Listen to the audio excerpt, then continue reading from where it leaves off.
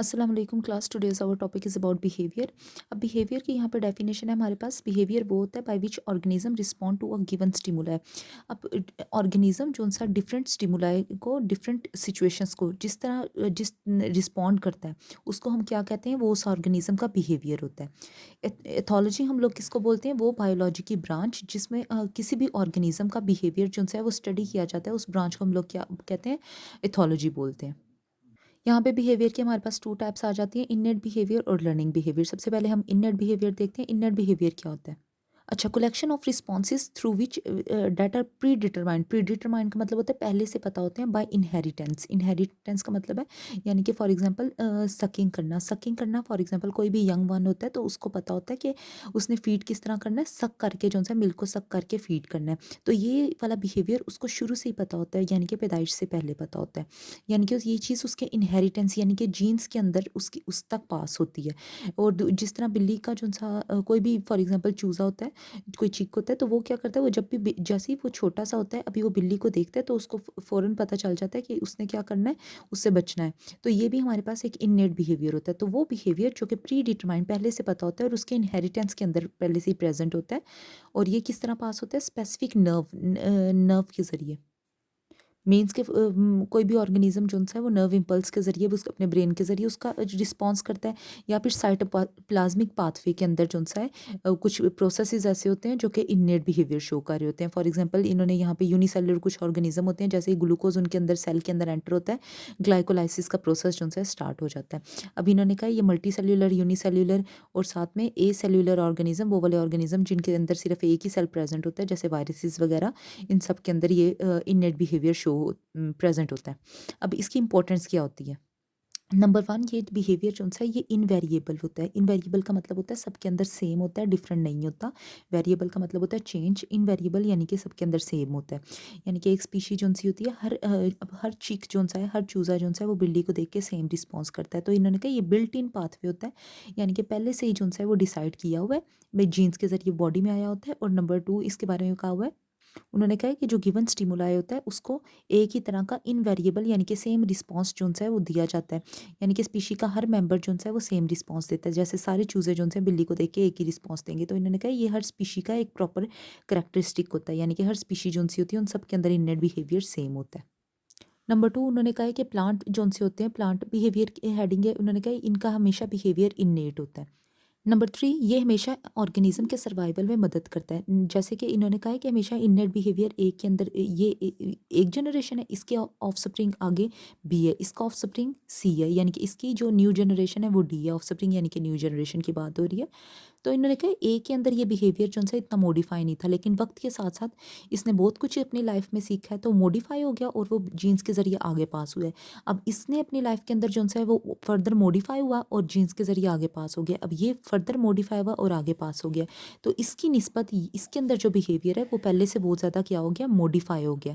तो इन्होंने ये बात की हुई है, और वो अब इस इन्वायरमेंट, ये जो इन्वायरमेंट के अंदर जो इसके ऊपर स्टिमुला एक्ट करेंगे वो ज़्यादा मदद देगा वो बिहेवियर बचने में।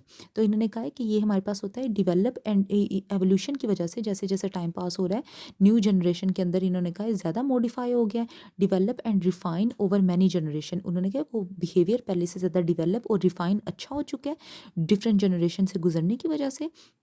और वो अब अपने इन्वायरमेंट को ज़्यादा अच्छी तरह अडॉप्ट कर सकता है, जिसकी वजह से उस स्पीशी का सर्वाइवल ज़्यादा आसान हो गया। नंबर 4 हमारे पास आ जाता है न्यूरल इकोनॉमी।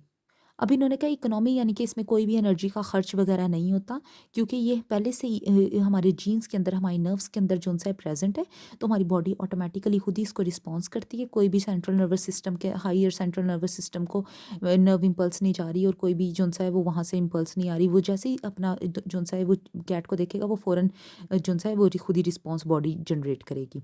तो ये हमारे पास आ जाता है कि इसको इकोनॉमी यानी कि एनर्जी खर्च करने की, इसमें यानी कि इसको ज़रूरत नहीं है।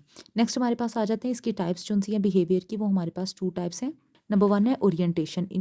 कभी भी एक्सटर्नल स्टिमुलस को देख के जब भी पोजीशन को चेंज किया जाता है उसको हम कहते हैं ओरिएंटेशन। हम कहते हैं जैसे कि बिल्ली, ये चूज़ा बिल्ली को देख के अपनी पोजीशन चेंज करे, उसे हम कहते हैं ओरिएंटेशन। अब ये हमारे पास इसकी 2 टाइप्स होती हैं। एक को हम लोग ओरिएंटेशन की 2 टाइप्स हैं, एक को हम कहते हैं काइनेसिस, और नंबर 2 पे हमारे पास आ जाती है टैक्सिस। काइनेसिस यानी कि नॉन डायरेक्शनल मूवमेंट होती है, यानी कि दोनों मूवमेंट की बात हो रही है, टैक्सिस भी और काइनेसिस भी। काइनेसिस बस ये होता है कि नॉन डायरेक्शनल मूवमेंट है, यानी कि कोई प्रॉपर डायरेक्शन नहीं होती।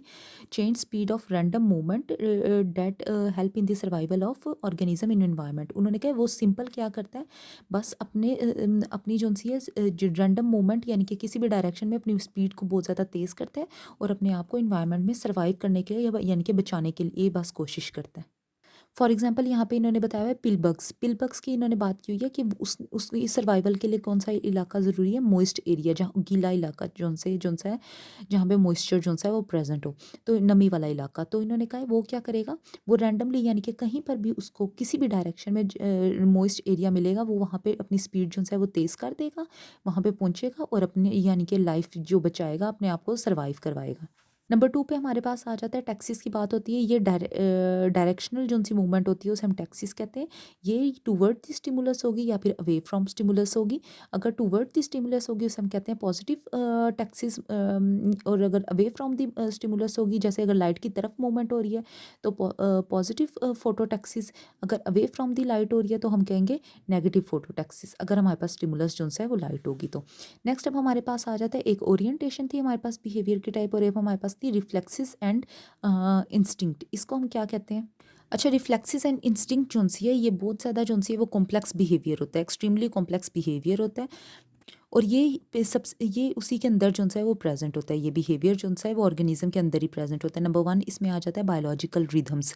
जैसे बायोलॉजिकल रिदम्स का मतलब होता है, जैसे हम लोग अगर टाइम ना भी देखें तो पूरे यानी कि जैसे ही रात होती है, अगर हम लोग ना भी देखें कि बाहर अंधेरा हुआ है, टाइम ना देखें, फिर भी हमें क्या होती है, हमें नींद आना शुरू हो जाती है। तो बायोलॉजिकल रिदम्स ये हमारा एक बिहेवियर है। नंबर 2 पे टेरेस्ट्रियल बिहेवियर, यानी कि लैंड को अडॉप्ट करने के लिए जो जो काम होते हैं, जैसे जैसे गर्मी होती है हमें पसीना आता है, जिससे क्या होता है हमारी बॉडी को ठंडक मिलती है, तो ये एक टेरेस्ट्रियल बिहेवियर है। नेक्स्ट है कर्टशिप। कर्टशिप हमारे पास आ जाता है कि मेल जो है वो फीमेल की तरफ अट्रैक्ट होता है। नेक्स्ट आता है मीटिंग। मीटिंग में हमारे पास यानी कि जिससे वो क्या करते हैं, रिप्रोड्यूस करते हैं, वो बिहेवियर आ जाता है। नेक्स्ट हमारे पास आ जाता है एग्रेशन। एग्रेशन गुस्से का बिहेवियर आ जाता है, यानी कि कुछ भी बुरा हो तो हम लोगों को आगे से क्या गुस्सा जो है वो शो करवाना है, ये बिहेवियर। उसके बाद हमारे पास आता है अल्ट्रिज्म। अल्ट्रिज्म का मतलब होता है यानी कि एक ऑर्गेनिज्म जो है दूसरे के लिए यानी कि कुर्बानी करता है। जैसे हमारे पास आ जाते हैं कुछ बर्ड्स जो से होते हैं, बर्ड्स होते हैं और क्या होते हैं, उनके एग प्रेजेंट होते हैं। तो कोई भी प्रीडेटर जो है जब एग की तरफ जा रहा होता है, ऑटोमेटिकली बर्ड जो है उनके सामने यानी कि मूव करते हुए दूसरी डायरेक्शन में मूव करते हैं, ताकि वो जो प्रीडेटर जो है वो बर्ड्स को, वो उनके एग्स को छोड़ के बर्ड की तरफ मूव करें। तो ये अल्ट्रिज्म आ जाता है। उसके बाद आ जाता है सोशल हायरार्ची। सोशल हायरार्ची हमारे पास क्या आ जाती है, यानी कि हर ऑर्गेनिज्म ने सोशल ऑर्गेनाइजेशन बनाई होती है, इनकी पूरी एक सोसाइटी बनाई होती है, लेकिन उसके अंदर होता क्या है, उसके अंदर जैसे फॉर एग्जांपल क्वीन होती है, हालांकि क्वीन भी एक फ़ीमेल है, वर्कर्स भी फीमेल होती हैं, लेकिन क्वीन जो सी होती है उसको ज़्यादा प्रायोरिटी दी जाती है, वो सिर्फ रिप्रोड्यूस करती है और उसका कोई काम नहीं होता। लेकिन वर्कर्स जो सी होती हैं वो उसको प्रोटेक्शन प्रोवाइड करती हैं, उसके लिए उसकी फीडिंग के लिए फूड लेके आती हैं, यंग वंस को देखती हैं। तो ये क्या होता है, यानी कि क्वीन को वो भी फीमेल है, वो भी फीमेल है, लेकिन उसको जो सी है वो ज़्यादा यानी कि प्रायोरिटी दी गई है एज़ कम्पेयर टू वर्कर्स। तो ये हमारे पास आ जाता है। इस चीज़ को हम लोग क्या कहते हैं, जब एक को डोमिनेंट कोई एक प्रॉपर डोमिनेंट होता है, दूसरे जो से होते हैं यानी कि उनको इतनी प्रायोरिटी नहीं दी जाती, तो इसको हम लोग कहते हैं सोशल हायरार्ची बोलते हैं। यहाँ पे हमारा ये टॉपिक कंप्लीट हो जाता है।